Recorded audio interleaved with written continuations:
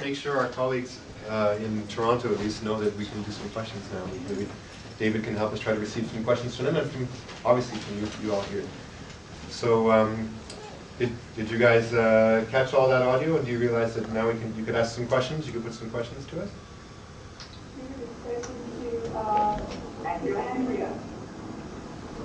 Yeah. I don't know.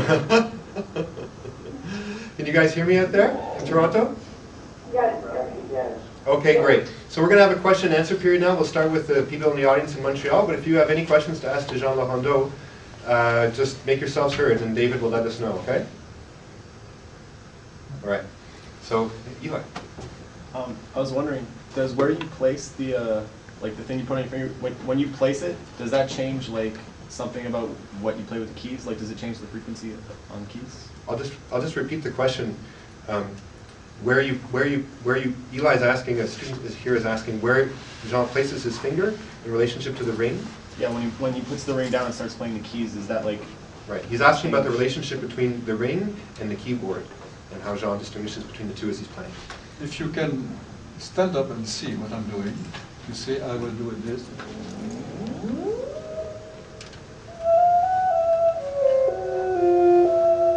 So no, it does not change what I'm doing too. I have of course a button to push here to change from the keyboard to the ring, or oppositely. But sometimes there is something that happens, but it means that it's not going well. Normally, it should not interfere. One should not interfere on the other. But you can go very quickly from one to the other. So like that.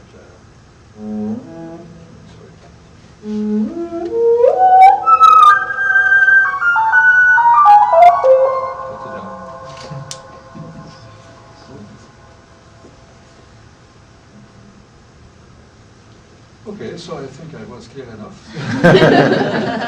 Actually, I have a question about when you were talking about mimicking the sound of the Javanese gongs. Mm-hmm. How did you do that? Good question. So I'll just let them know in Toronto what the question was. It's about the Javanese gong and how that was attached to the instrument.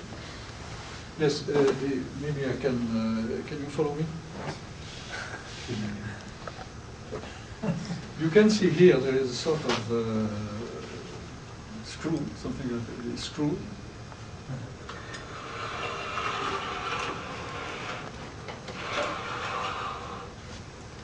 A gong, in fact, it is what we call in Occident a tam-tam. It's a real one here. It is free except from this screw that screw it to a sort of motor of the speaker. And this is how it works. Wow. So it's an electronic sound coming directly in it and making it real. So the speaker is touching the gong, and when it produces a sound, it causes the gong to vibrate? Exactly, but it touches in such a small amount of space that the gong is free, almost free. Yes. Thanks. So.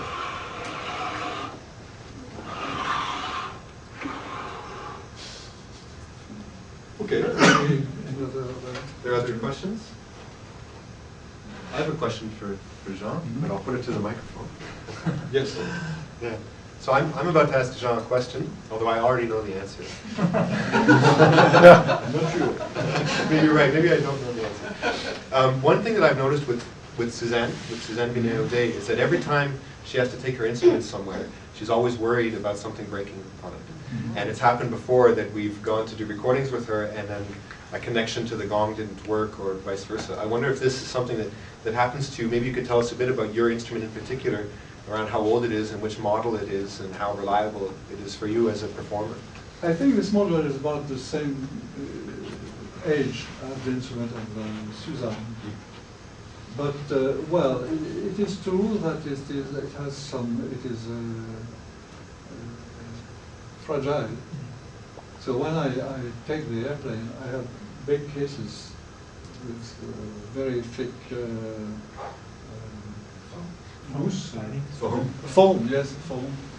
And wood and metal, and well, it's working almost all the time.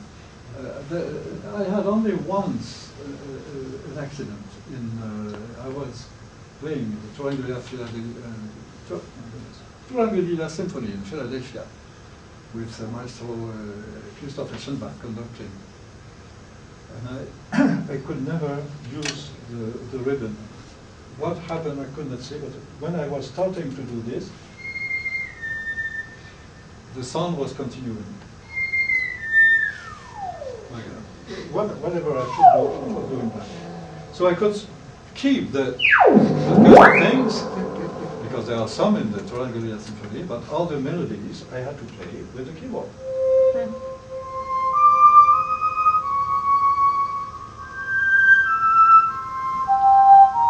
probably I faked very well, because I saw in Schenbach, to whom I had told, I have a problem.